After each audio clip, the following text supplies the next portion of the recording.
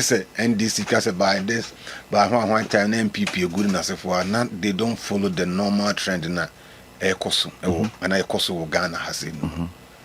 We are onyama bi enkoye. Confirmation expectation theory. Confirmation expectation theory. Okay. Confirmation expectation theory. That is who expectations no. If we not do time I hear validate. Okay. If we not do time I hear confirm. To confirm now the check your expectation na there's a variation boom. Okay. Inti basintele nam say 3K men 4K men na 4K men muko wake up na 4K men om da so tibote men om anya bi hanko now friend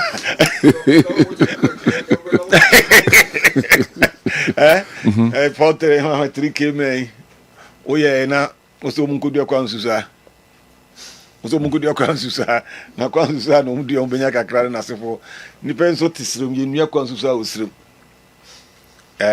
na bombebu anase na bomumbu na bombebu ha kokofo a o mampani ko gina o ka se obi an kususu ni koko ni finfin na obetubo ho ede ede politan ke sisoro na nsuo no ewe kakra NPP fo anhwe am nsuo antonti nsuo no ewe kakra na obu ana de gugu koko na se e ma me wofa e friend teacher o peti eyi de wonim ne pa Gabriel no ba sebe ma mi free mo no Gabriel no na me na kona ba no susu no susu ba bia no fa no fa me ma me nto nyina Gabriel de oyo ofa se papa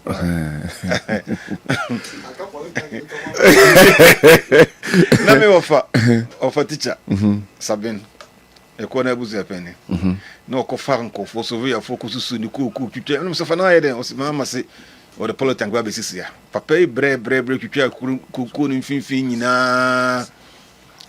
nyina ma boss politan kamba bibia ma ntino na bibia me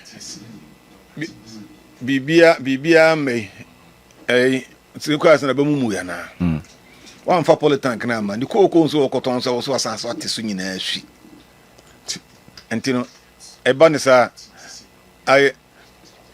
ebanisa anti ubagyense e kan say o mo bedaso gidi o daso party mo daso gidi no mu ana kuku bu ati sifruso no o bedaso o sa gidi no mu ana pacha so tremi kan there are a lot nurses for call catch mo say we dey picking crime we ya na afa 4 batches 4 year batches tifia yem fa o mo into project so san be do achi ana teacher for wo nkuru mu a catch mo say ubadia rural areas teachers ni nyina obia benya bonus obema obia 20% of my salary as incentives one fanko enrechi ahare na drusi honorable ebeka say Ghana here teacher for 90,000 but o make me for just 7,000 ubetimi edi sani mo akasa wo ku animu ana so there are a lot of promises confirmation or confirm expectations na e negative can creature down for benye ensagro so tell me e negative afi no wa ba hwe the rare figures no so o mo kan se bia petrol ne na se for mo de eye we economy no e se ekoyi empa inflation no free 24% about 3.something%. I'm kasa ba now they can do negative because the free 24 now o mo ehwa na afi o mo hia o se dey bi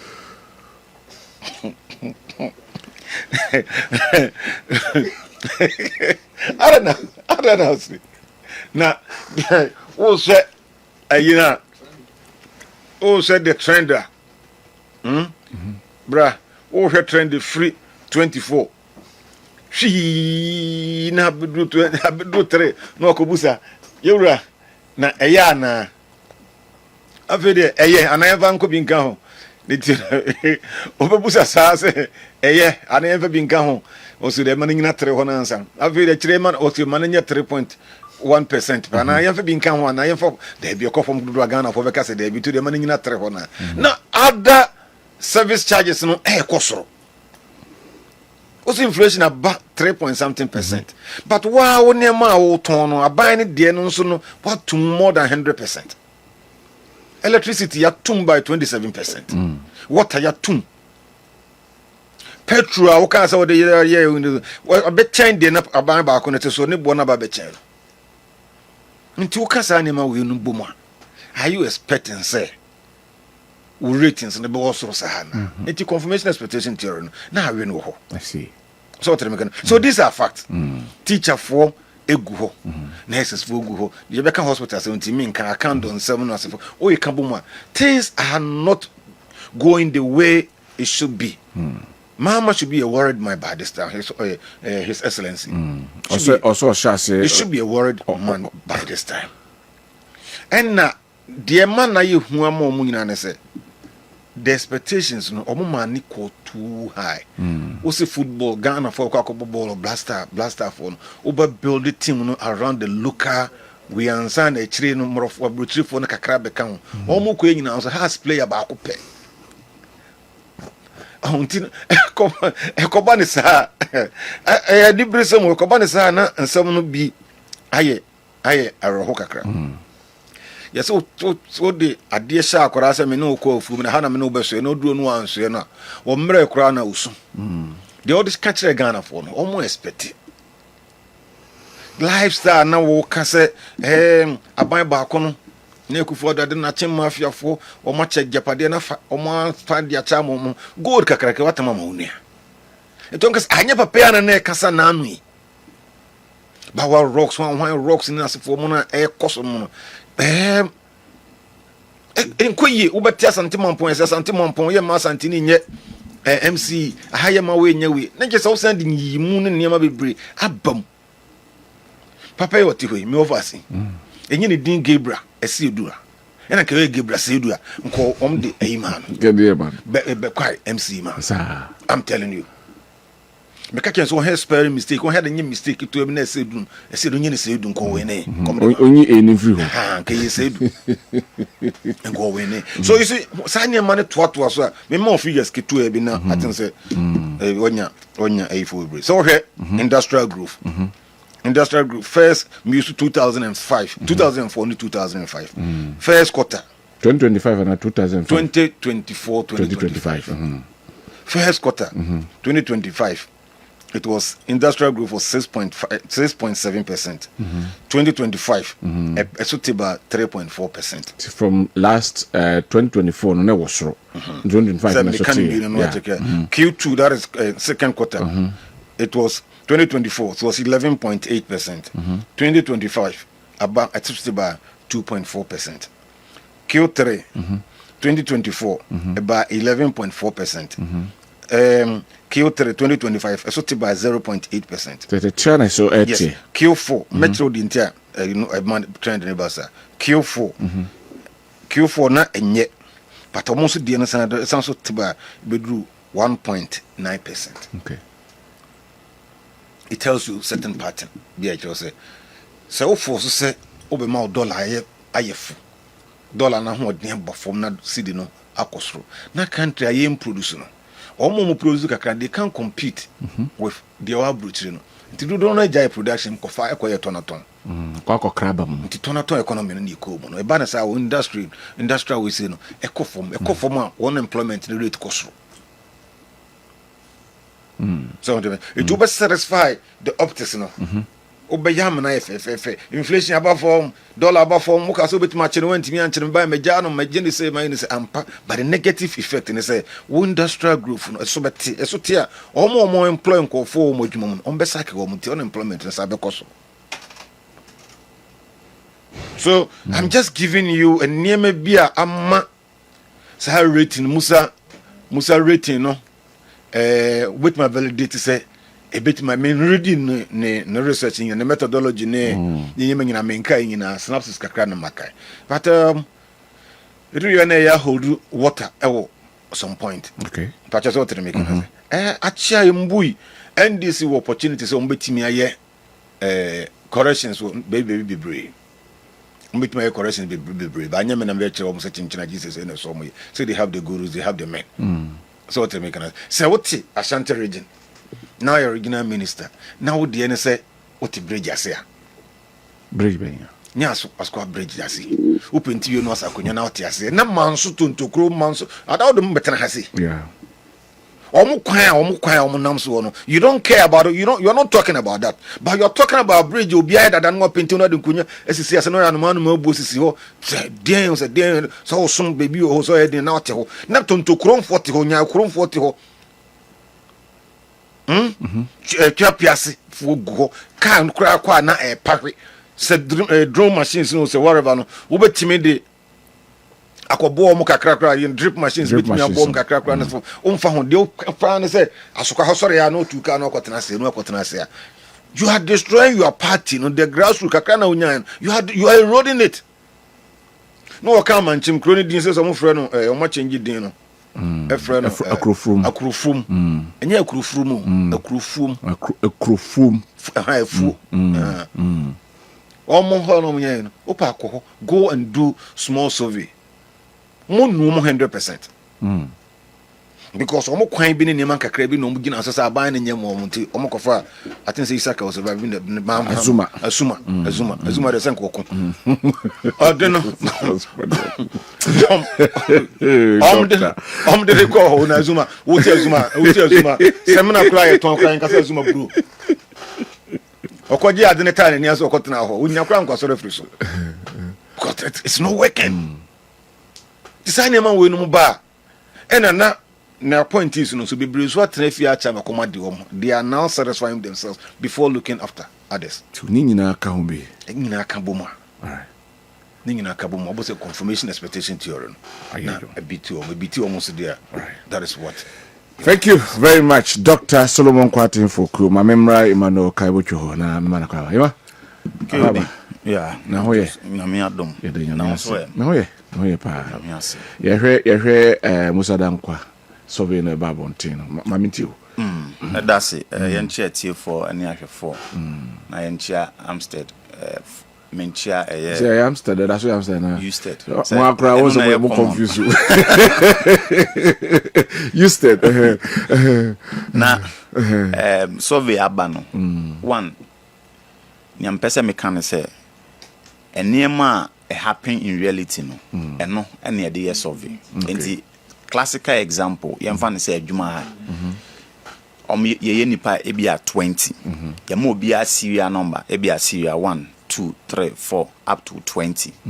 Na ye check time a obi ad beba adwuma enti wa beba first no ni atwero serial number enti se ye no for ebia continuous 1 month na se ye check ni hu se serial number 2 se when the first odi second there is a likelihood say we predict say obi obeba adwuma in the next week no obeba adwuma ntemo a untumi enyi serial number 2 infrim yewo outliers to say ebia serial number 2 dabako ensu ato ne bridge a onam so de ba adwuma ebu ye ne ntino eso okofa baby no ha enti ema o ye late eno ewo ho enti nyampese meka ne say in reality no nia esi no eno na ye de ye research enti eba no research a untumi end down play bio ebano renowned research firms are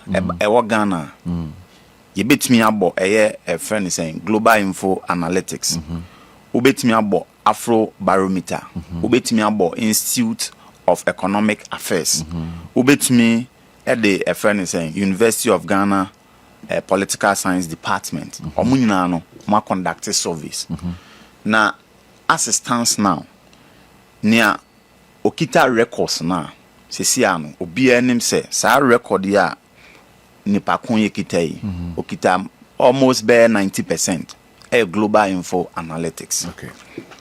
So check it predictions are or the by general election FI kama subsequent ones and so my friend is saying akwatia or the by FI it means in terms of research no say anything na make anti outlier back or the by outlier back or any baba jama there but in terms of research researchers no research no utumu say or that kind of confidence bio eba no Ghana your total population say we check in as be person we make good analysis of or researcher or sample size and sample size as it stands now and I'm say 32 million all the formulas obefa Yamani, Kretsch and Morgans any omom count all the formulas are be used to get your sample size no so we check here it's around 1,600 but on only the end there or go beyond a year for a sample size of more than 8,000 and a face to face a year 7,000 and something that's 85% and a 15% a year online.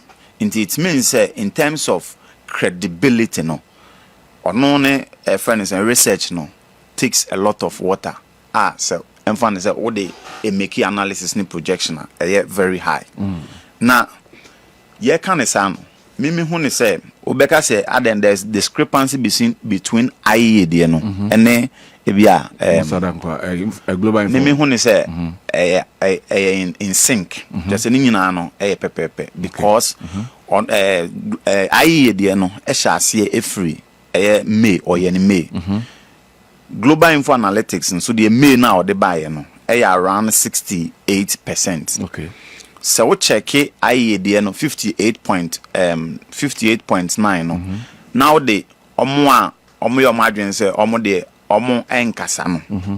The 12 ne beka ho is hovering the same around 71 the same the same area. And it means say records no there kama. Right. Now trajectory ewo yen system no actually say at any point in time the second year first year of every government biano ne fairness approval ratings na was through we check it President Akufo-Addo the January 2018 now it was around 64 to 70%. Okay. We check it John Adekum Kufuor yera mampene wa twamukwa onso de no was around 67%. Enti enyanwanwa say President John Dramani Mahama ne ononso de no hover around that figure.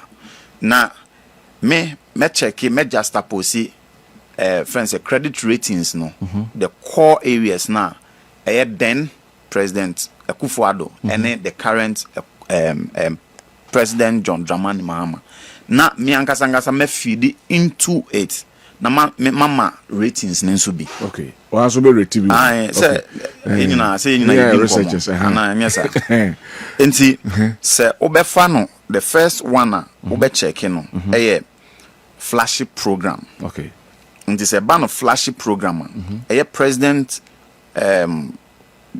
Akufo-Addo then ono ni free SHS and na flashy program onya 64%. Okay. So obe check the current regime as well. Ononso de na 24-hour economy. 24-hour economy as it stands now. In terms of reality no, ye betimi aka say ye hu ye. Okay. Nti ameka sa na say 24-hour economy based on advert course no 133 shifts. 133 shifts embaye. Okay. Nia ye hu a roll out 24-hour market. Yeah. Enti untumi enyina eno so. Secretariat ayete sika akoho based on the budget no 110 million Ghana cedis, which of course it is. So what they check it very negligible is based on Nyomuka Senko they are pumping in $4 billion which advance says what they are advance around 50 how do you call it 50 billion Ghana cedis. And they say 110 million. That's all the amount. It means say and shut down encourage. And on that score there, Obeka say flashy program no no the current regime there no ever form. Rating no better because rating go for address around 64, right? And how will you rate? We rating it there because why all the framework no why establish the friends and the body no. I think say Omano 46% enye bad. Okay. 46%. I know the enye bad. If I said the framework no honti, you let's take it like that. So 46%, all right. Oba no check it taxes. Nti ohwe President Akufo-Addo de na o say nuisance taxes oyifro omoma no credit rating of 45%. Ebano a current regime one or ye e-levy then if into on that score no I think say current government or ya there our ye e-levy na then every honor into no say oh ma ubetumi amano bear around 70% because no why ya there uye no free on one ubet tackle a security in terms of security omoma former president Akufo-Addo omano 57%. So 57% no oba sesi a ye kase ya obe check sampa obe check nansia etu otutu esi nkwanta nipa 9 and then ye keka ho a lot of isolated issues ni enti omoma sa credit ratings na I think say that time no na euro Eden na yes watune na yes boko nsensem no ya na nsensem no ma bem say na omanya positive feed no ntina bia president Akufo-Addo enya asa rating but on that score there has been relatively stable security and peace in the system nti no nso say o ma president John Dramani Mahama obema no above 55%. Na uwia no aba economic indicators ebano economic indicators are obeka den one obeka in terms of your dollar your cedi rate in terms of your dollar your cedi rate no ebano this current government then no eno oyade na credit no be around 60%. This time around so you bet me aka say though whether pumping in money or a year still now no the cedi has been relatively stable as against the dollar. And the normal one you say I think last month now you say the cedi is the worst performing currency because your system your economy is framed such a way say foreign investors more until a good time foreign investors no more convert or profit no more remittance or sika no akọ how do you call it currency mo ma cedi na ho de esotepa and that is what we saw. But in terms of margin rate within the zone there the current government wire there and then also no ubetimi am 60% and above. My memfa a friend is saying your power system what the check former president Akufo-Addo President Akufo-Addo ne de no you say it was very stable as against Sisia baby aye way enti no so de ubefa oma President Akufo-Addo kese achen President John Dramani Mahama enti on that score no say we check all the analysis now I believe say enka global info analytics based on 67 now the about 71 in all theories no it does not correlate. They don't correlate because senior member President Akufo-Addo before that no 75% and above but at that time no everything was relatively stable and say one man a year around 67 we expect say either you maintain it or it comes down because of what is actually happening around the environment. One, obecheke galamsey as it stands now obien wo obetime den nse sinebo akase galamsey eko. Two, in terms of fuel as it stands now see our first 15.20 see about 13.87 which based on baby omudi could do 9.99 as a basis there has been an increase I mean dollar no fuel omudi buy yateso 13.87 first no na omudi buy be do 9.99 it is a we use no as a basis still now no there has been an increase of more than 39%. And you know say we check the current happenings now I don't see say you should still give a ratings above the previous one. And now within this zone so now brouhaha of Konfanoche, including regional minister Tama wa wunim say Ashanti region una control bibia health osan a medical doctor. And yes, you can, but else you can't relate. We a medical doctor, una control Konfanoche bibia. Na say a dumra, yan fan so hokeni ebeye ya. O kwakwa. Enka una hanum say so wo mugidia. Enka wo de ne beba hanum say ba de ne kɔ baabi. Na wo wi a enka bi enka say enka de shell them because based on sa environment na it was not fertile. Na say also the babontin. Na man for criticize yes anema na I believe say enka Musa Dankwa in terms of ne overall ratings and na India make sa ne say uko check on one kasa ne parameters no the na economic indicators ratings or the man current government President John Dramani Mahama it was around 44%. Security and also na our form see those indicators those big indicators na and no mom na community into the bigger one say and no form one I'm not seeing the reason why I was say ultimately say overall no 71%. Right, thank you very much.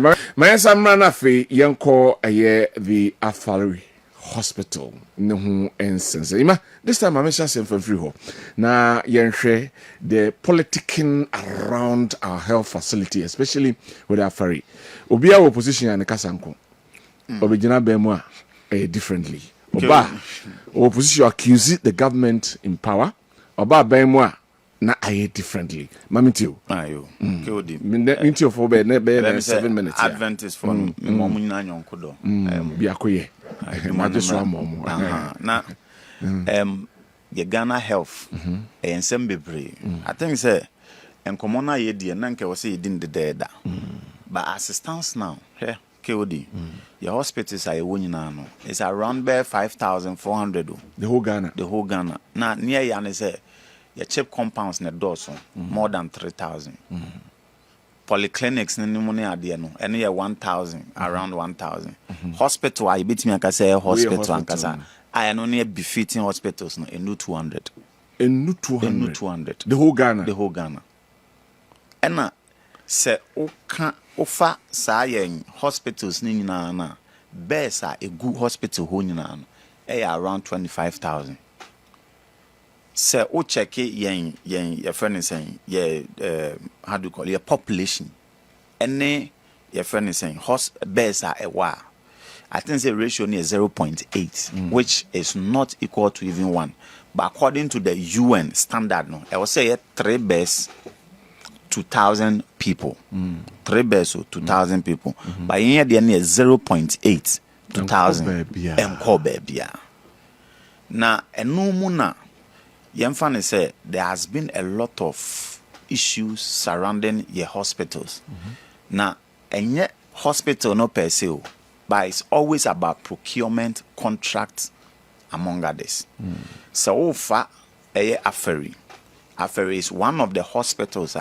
Adrian say Oba Ashanti region. Yede Eboa Asante Mine. Share ukata weni no wabie no wakata no wabie.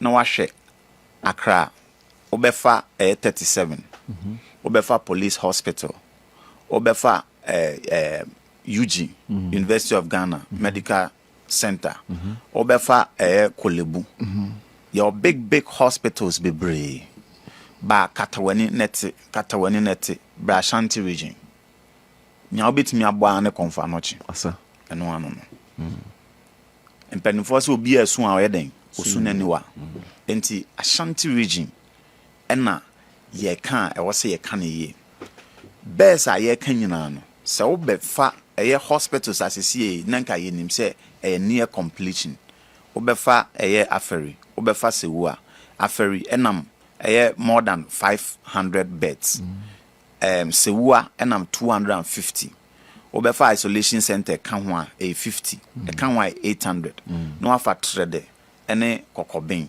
100 e kan 1,000 what they share 25,000 now they 1,000 ebe count very huge entino ade anka yen asante mem ye hwehwe ane se enka sa hospitals are yabobo din na no enkeba be ka ho because history and our research actually say konfanochi nkoan ekita 12 regions ehwe sa regions ni na so check interview recently omoko strike recently baya nipa mienu a mehu omo ye interview omo baako ewo Achimodan Eastern region ton ena obaye baako nso free bole ena baye nti asem no adanse ni ho a yetwa bi ho ne de adanse eno nti na me say eno na run o social media e call viral baako free Achimodan baako free bole it means say ne ayeka no no kre na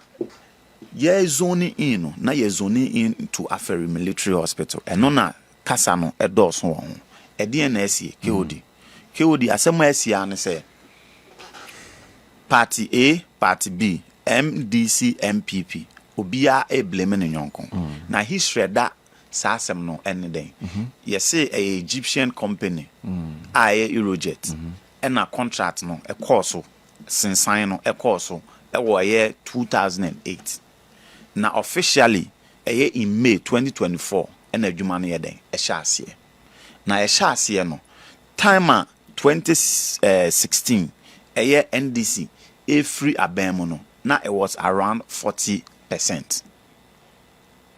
Fast forward records are down no NPP free abem no na it was around 97%. CCA aka 3% na adwuma no nyina yeden esi na ehonomo during that time minority NDC caucus ekoi say omba be yeden omo ba be hwe e friend say facility no omo ba no mbeto soldier for and the law of command so there we are say adwuma pa nti omo ba no mbeto military no omo ba ya ma omo kwan no asesa 2026 majority caucus abedane minority caucus omonso aton santene omaba ho omoba ye nso no soldier for yeden egu afidi omonso omo yeden omo kekem adenti na okekem sa time a omo minority eye omadwen so omo ba no mode friends police ni soldiers begu ho no omonso the police ni soldier begu ho ma men kekem omo soldier for na mdu begu ho mo na wo bi anko ba bia enti men kekem okay so ti ase na wo yi anu free on ma that facility na ye kan wasem soldier for there so any kwan say soldier for bon ho ban ana sebi a very big facility se uja na sa akronfo betimi abeden abiwuram afefa na yema enti say soldier for bon ho ban a enye bad na mom say ye prevent ye official body as in minority caucus no eno na enye enti sa time na mo de ye wo mo no sa no mo so mo de adiwa masa emo bi ankasa na mom enkomo aba ho ene eye Owura Kennedy ohene ye Japan o say ono no ye defense and interior committee chairman 8 years no eye ono ankasa na aban omo anya hwe amfa ho enti 15 months down the line omo nka omo anonto ba no kre wo ni say one in terms of ni ono ankasa e kan ye no enye 15 months anamebwa this year 18 months because 12 how do you call it 12 months plus 6 na this year was 6 enti enye no kre say 15 months that one we have to put on records two enye no kre nso say aban no then anyi bibia amfa because based on all the documents no if it is 40% na say ababe do 97 it means that there has been a 57% job done on that area enti no untimi nka say ade no omanye hwe but then you eat into a Owura Kennedy ohene ya Japan there were a lot of instances enemebu onuma ono an all portray say okanokre but instances be breach say eto da bia ensem na okano enye sanity and I think say I will give that within a minute for yes. Other Ofano a friend is saying the commenter oka say Ora Ibrahim Mahama wanda jail ono obe resign o se bibisa no so tama Oda jail there be me srawa me bisa oda jail wanda jail ono a beka say eye a friend is saying how do you call it NPP eye sebi a friend is saying a Jimmy for in quote a Jimmy for party. Then 2015 no nim ni enti oye den or joining NPP enti anya de ombeba power they will stay in opposition. Fast forward after 2015 they came to power sana ekoye baby e kire se ensem o kan ye no enye sa all right na me twaniti ano eni kwan sa wo de kind of bitterness e ya de sebi yeah adwuma wa hanum say yeah so we adwuma wa hanum say yeah na se ensem nko yie wo within krana onfa nko abonten se wo pen Trump card ono ankasa ne constituency emra wo free so no ni a obedi na ade no enye MPP ni ene di na ade so it means se ono pese oye ne niam yi a ohwedifi ena mi di twa to kra no hwe ni ratings tama omoto flag bearer as first one onya approval of 31%. The next one I told you no about form. So that should tell him say enema enche danko you on se san star. Me da se dog memra ho na afi yen katu ni mbom. Oh, okay. Na me for want of time ti.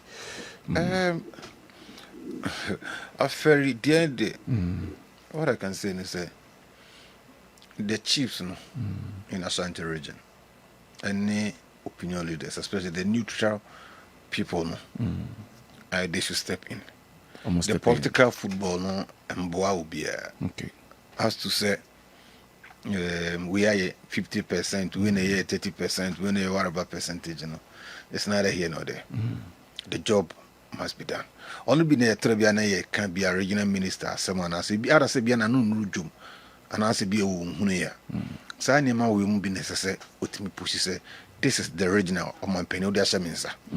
Irrespective of the OBA and I say OBA, the people in Ashanti they need to use the facility and then step in to come and assist. And I have phone penny phones with my country almost say, Unye project we mine, yes, so now we are boy and nana. Unye we knew a men co back home. But just what they make say. Because because development ain't guided by not being guided by development plan. Once we be about the person or higher source way because Trebian County say Central Market Phase 2 no. A couple. Crew from the is getting to 2 years now. It's still there.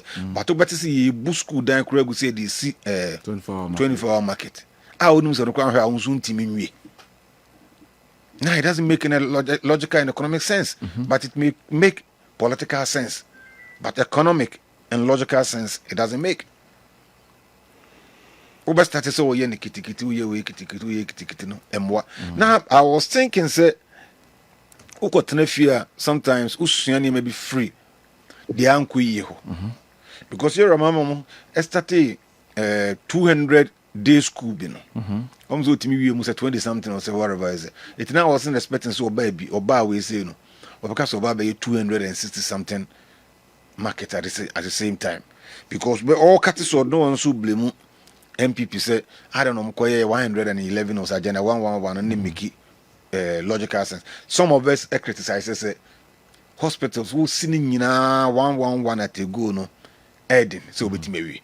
But not the argument and as advances are no more they want to show say all this 111 districts no need hospitals so we need to well new governance air continuity but we share history and continuity head and yeduma it may henceforth say a baby bar nka or static project on train baby a funding any free is it continuous funding ebeba ebe flow ebe do saying before see a bag so amana ba so kate because what the penifo do to kate so no anya ogu mu ni mo ase yeah what them saying it hospital na obisia afaridie na nka wobetuma start from a bia wo si OPD na awie the following year 2 years time wo si children's whatever there ansa na bia mortuary beka ho we beto aso aba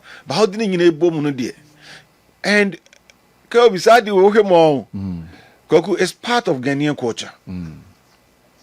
Also, Ghana is aggregation of the individual mind and Ghana. Yeah. So here, if you are team, and I say, oh, you need to feel Kruma say, apart from few ones of omnia political money, that way of the sea die. A dark barco is sitting on. It be the 10 years and 20 years and sign is here. Enough for and I said, it can be checked, Ness will be banned over to us and can you see? Asa me see here when a year as an idea. I don't know queen. So here fear titim abusun fear titim ne nasefo kumase ne Ghana ha. Bebre abusun penny o start here no wu ekwama no faase ebeto aso amono nso wu kwama foforo na abansa no mo wie. Omo mo abruche bogafo ebi bejeje. Omo ma new site atena ya bebrebe nyina obeje no otwa foundation no okọ ade acha no afre mo ha me hu style bi o Scotland mu hangu na mo nya ha foforo mo nye we odedede sa mo anse e da no butimi dwe it a culture. I can't remember me call country we as was it China omo na me no man partners on okay so next that was vacation, you know. Also, I'm 3 months. I had na foreign students in the better. I'm can't be with the theater because no where park. Was 3 months. I had no baby. 3 months. 3 months. 3 months in do no more. You must story building a 12.7. I have first student population over 5,000. Fascinating in almost every 3 months from the CV. But yeah, culture and this. So it will be started. I don't know jada than the Guanam you must me. So express road there, you remember so I dream power. But what pass 2 years I can enemy. I feel no more you got us. Yes, in Kohine war honey. Also my clear baby 70 kilometers no more clear. Clear and Quan no almost don't know just oh Pamo training him every what dog quanos I will do 70 kilometers more do. Over dog almost 200 kilometers in me. No chief and someone has a grade anyway so be we 2 years we when we about for about one say ya fam ranch chirena as ye chese samran ya fam chirena no so jaho no aba be ye de na na ku for musu ye bypasses no awie unkoro na wachi ho de no so if umra bio no jawe ho the small resource na e wo no you don't use them judiciously.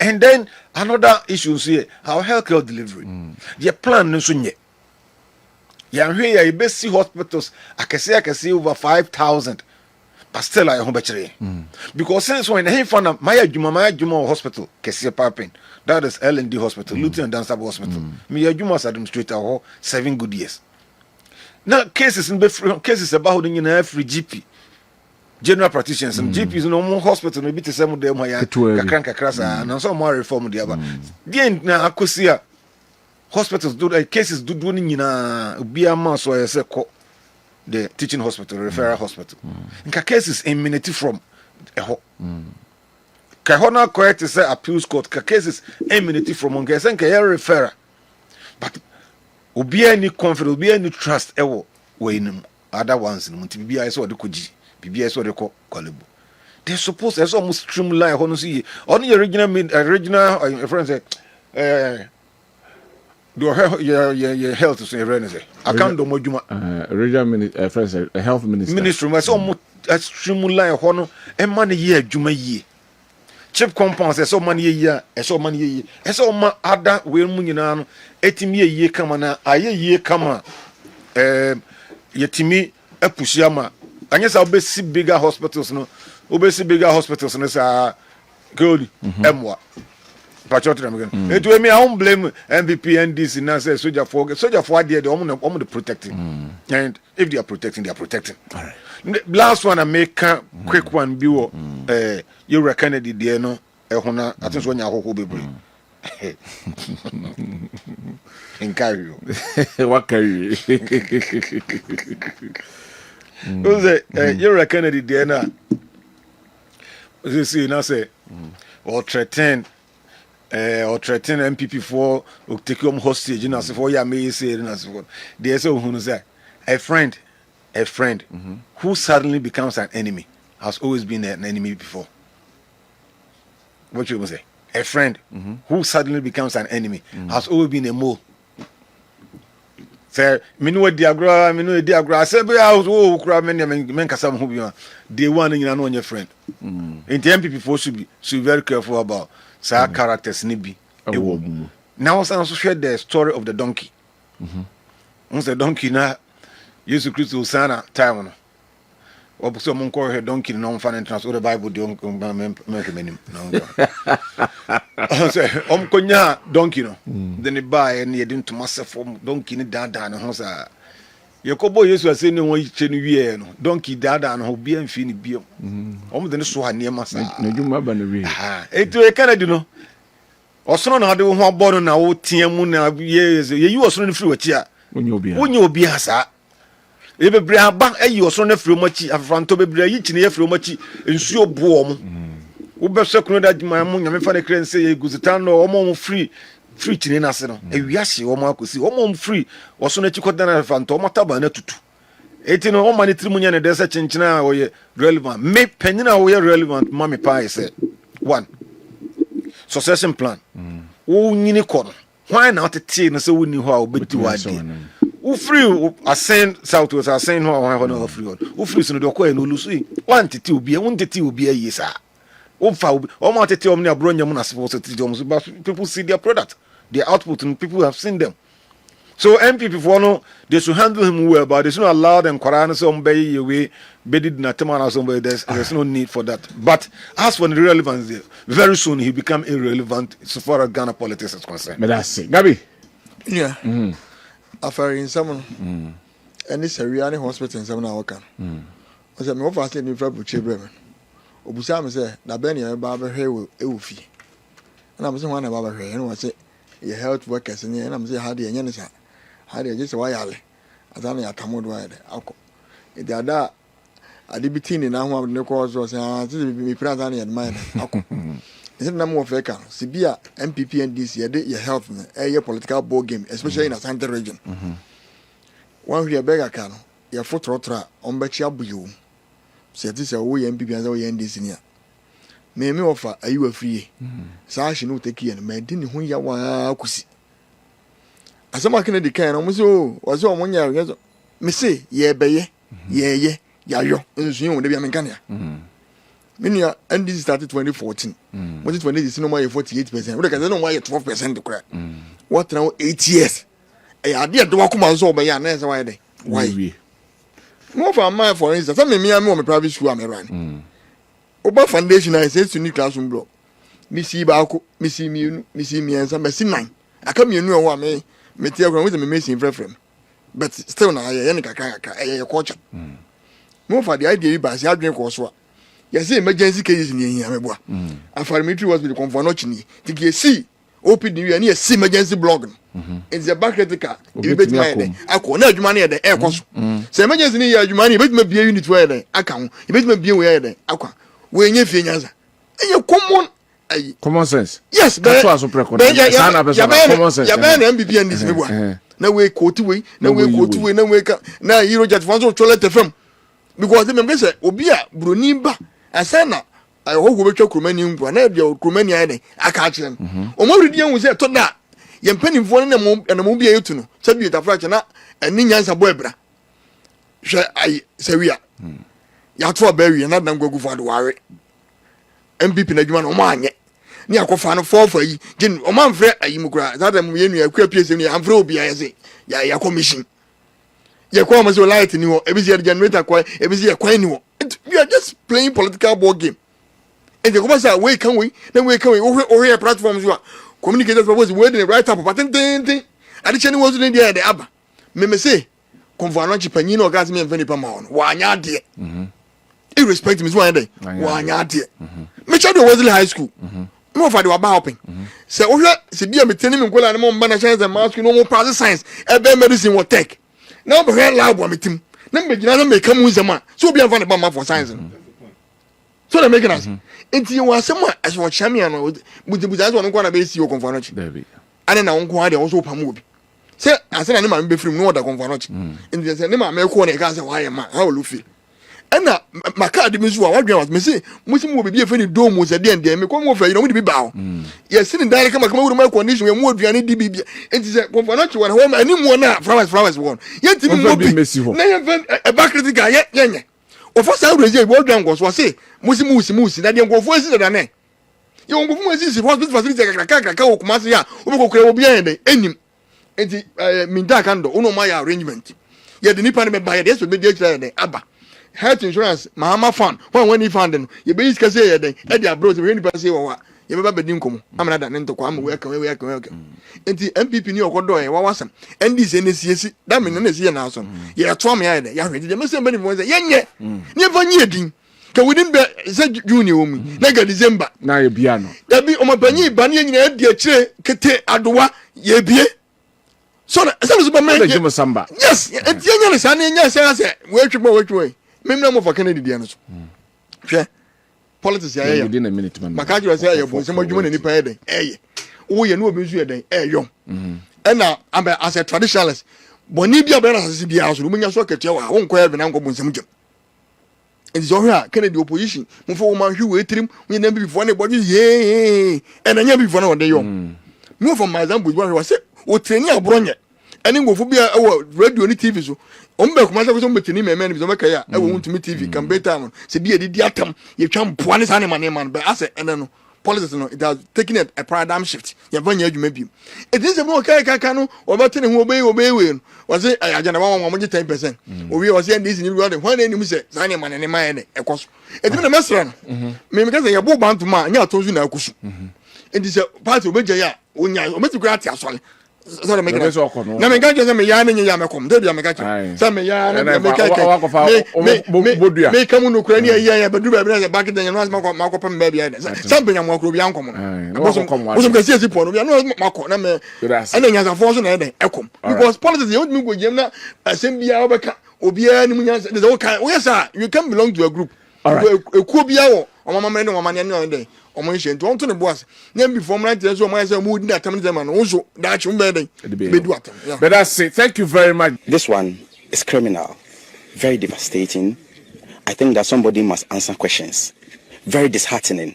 I didn't know the seriousness of the issue all this while. Look at what is happening here.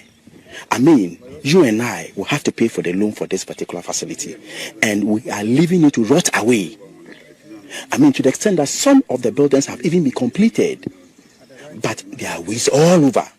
Some of the materials are getting burnt. You have seen it for yourself. Some of the roofs, I mean, the storm, the wind has taken off the roof. What are we doing to Mother Ghana? And we are still listening to excuses? This is what the NPP government inherited. Not a single block has been added to it. And people are dying. And there's so much traffic in the Konfanoche. Why are we doing this to ourselves? Let's put the politics aside. I mean, somebody must answer questions.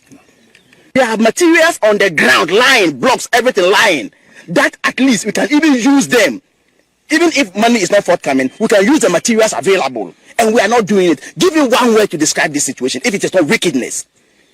If it is not wickedness. A few moments later. What is happening in this particular facility? You have also seen things for yourself. See, cement. You could count over 100,000 bags of cement. If you go behind there, a lot of iron rods, building materials, head pan, and everything that was needed for construction. The materials are going waste. These materials are going waste. A whopping 2 billion Ghana cedis has been invested in this facility, yet it's been abandoned. And the people of the Ashanti region and anybody that has a contact with the Ashanti region, the person's health security is circumstance. Very, very, very unfortunate.